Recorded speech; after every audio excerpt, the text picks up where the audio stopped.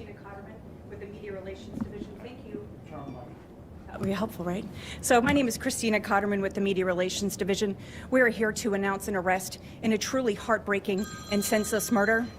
We are joined by the chief of the Prince George's County Police Department, as well as the wife of our victim, Miss Abdul Rauf, who is graciously agreed to be here with us today, as well as his nephew. I'm first going to call up the chief to provide a few details on the arrest. Thank you.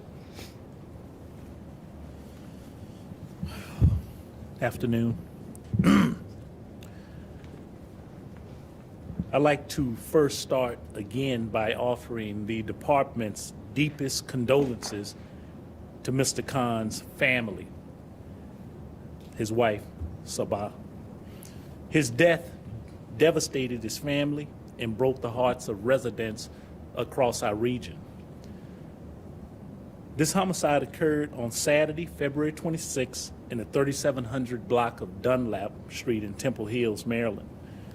We made an arrest in this case on Tuesday, March 1st.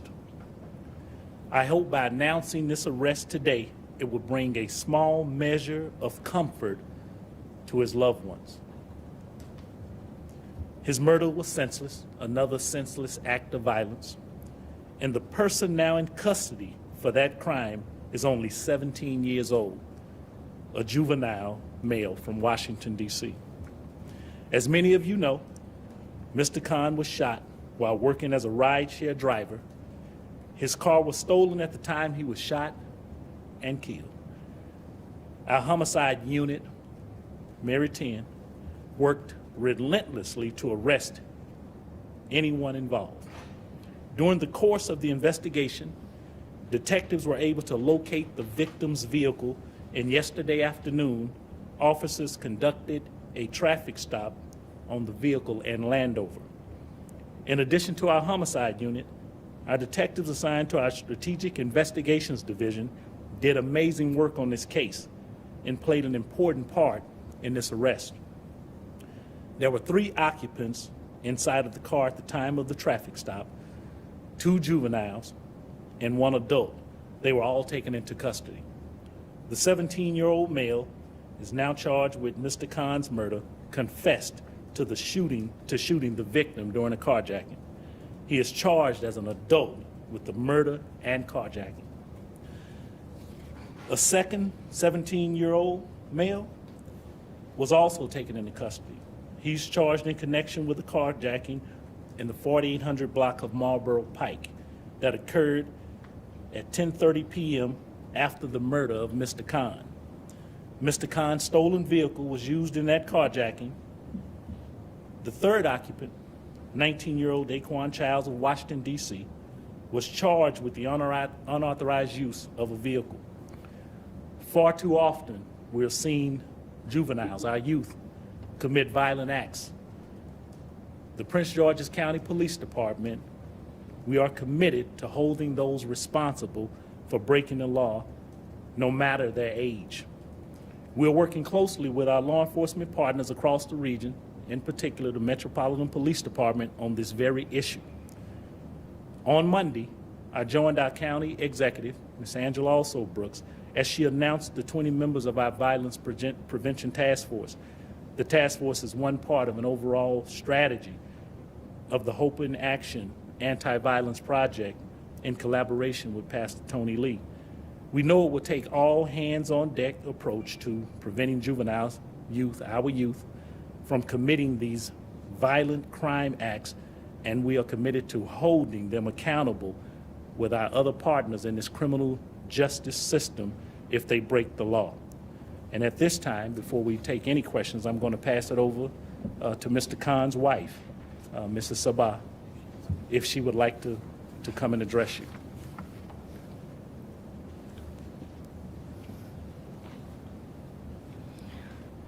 I just want to say thank you to you guys, but I just want justice for my husband, for me, and my daughter, because I don't want anything that kind of happen to anybody else. He just put my life upside down. I don't know what to do because he was the pillar of our life, and now my daughter and my life is over. And when I told her that I'm coming here, she said, just ask one question. Did my dad call my name when the guy shot him?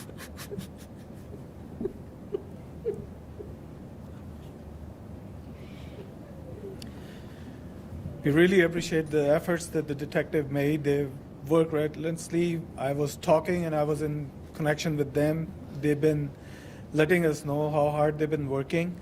And since it was an ongoing investigation, we didn't get much of the results at that time. But now that the arrest is made, it's a very long way from here to the justice. And all we care about is justice being served. And there should be harsh punishment for these youngsters who are doing this thing, because if there's no consequences, they would keep on doing it. And the way the justice system is, they probably would be out on the street with a bond or a bail, and they would be doing the same thing. One of the occupants was, they already had charge sheets. So it's very important that once the police did the important task of getting these people, they should be treated in a way where we call our facilities correctional facilities, but I don't see anything coming out of there with the correction. It's just the time being served up over there, and they become much bigger criminals. So the systems need to be changed, where there should be punishment which should be so severe that everybody else should get some kind of a before they commit any of this crime, they would think twice.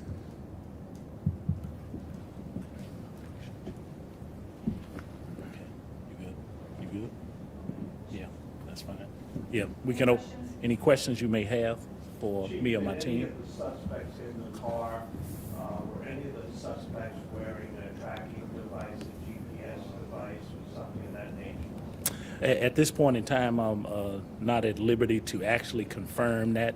I know that has been some speculation, but until we actually complete that and get a confirmation, we don't want to make a statement on that at this point. Was the 17-year-old you charged with the murder the same young man who called for that Lyft ride from D.C. out to West Texas? Well, but we believe that he was involved in that. Whether he called or not, we don't address that issue at this point, but we know he was involved in that. That's how he ended up in the car. Well, was he in the car when Mr. Khan picked up the ride in D.C. to West Texas? He was the person taking the ride.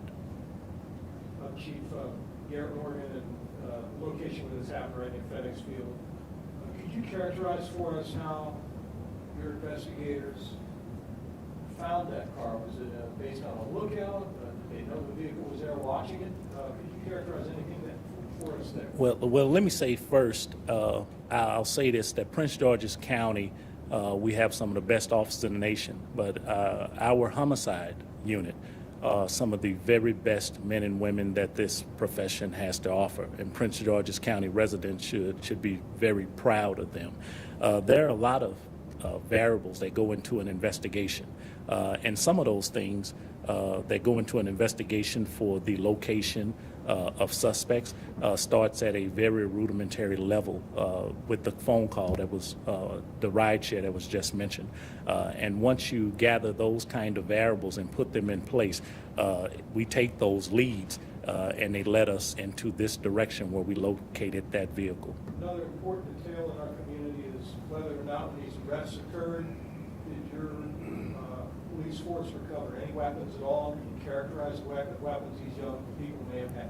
Yes, we the problem that arises out of saying specific information that comes about when we have not concluded the entirety of the investigation would lead to more speculation about the weapons that we may have recovered or we're attempting to recover. And so I'll steer myself away from those kind of questions right now out of some respect for the process of the investigation that the homicide unit you see behind me are working diligently on to bring all loose ends together. Could you characterize for us whether or not these young individuals have been organized in some other way? For instance, were they a crew that have been doing this for some period of time?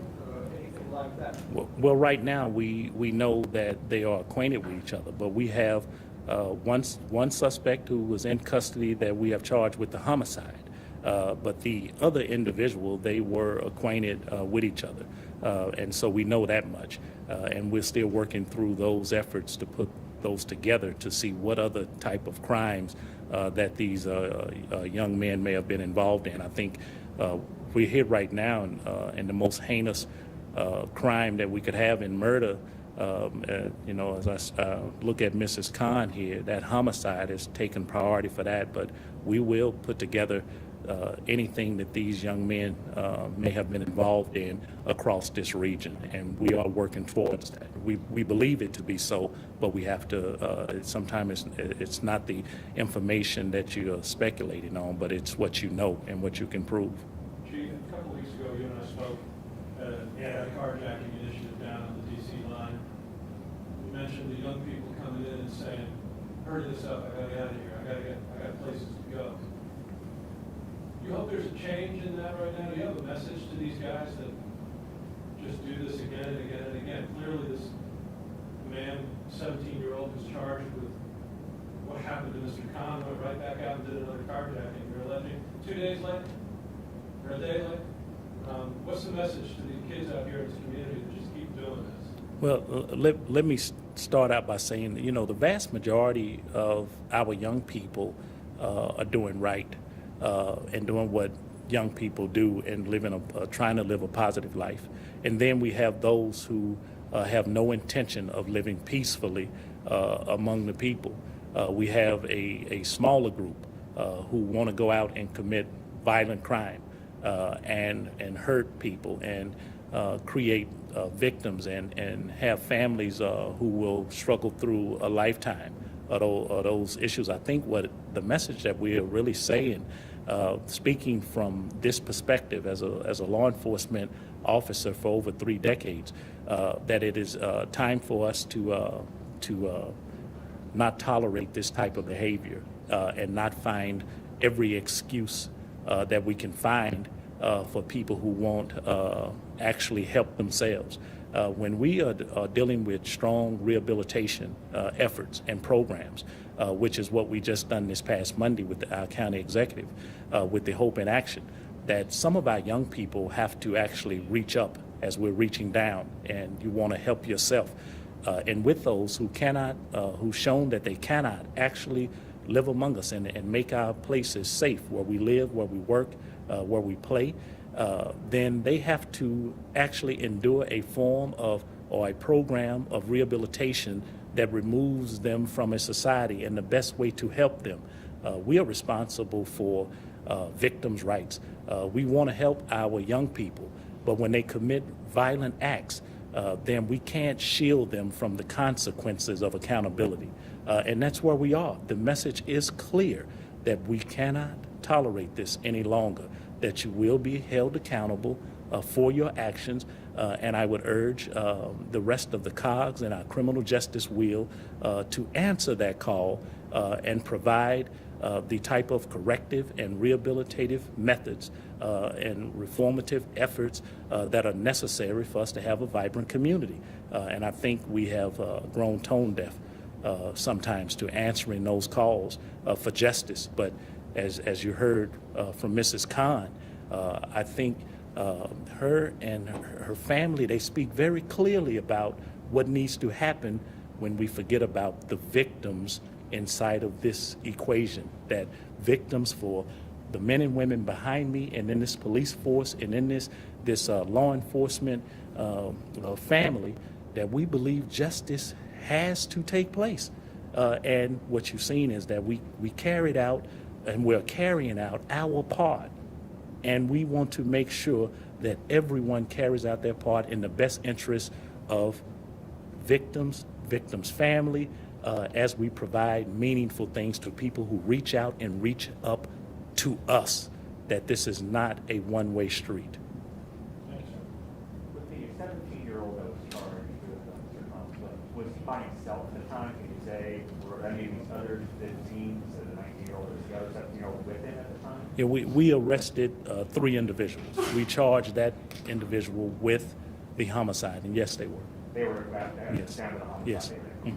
No, at the scene of the Yeah, that's what homicide, I'm no. asking, yeah. No. We've arrested one person for the homicide, and we have not effectually put any of those other people at this point there. And if that comes about with our detectives and they work through that and we find that to be different, then we will add additional charges. Thank you, guys. Thank you. Okay, thank you.